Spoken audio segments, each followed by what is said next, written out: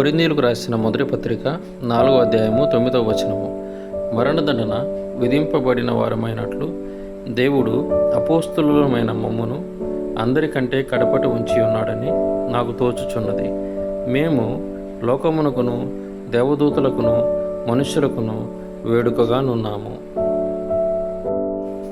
మేము క్రీస్తు నిమిత్తము వెర్రివారము, మీరు క్రీస్తునందు బుద్ధిమంతులు. మేము బలహీనులము, మీరు బలవంతులు. మీరు గనులు, మేము ఘనహీనులము. ఈ గడియ వరకు ఆకలి దప్పులు గలవారము, దిగంబరులము, పిడిగుద్దులు తినుచున్నాము, నిలువరమైన నివాసము లేకయున్నాము.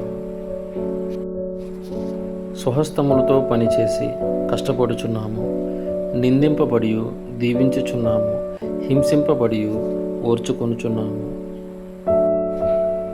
దూషింపబడి బతిమాలుకొనుచున్నాము. లోకమునకు మురికిగాను అందరికీ పెంటగాను ఇప్పటి వరకు ఎంచబడి ఉన్నాము.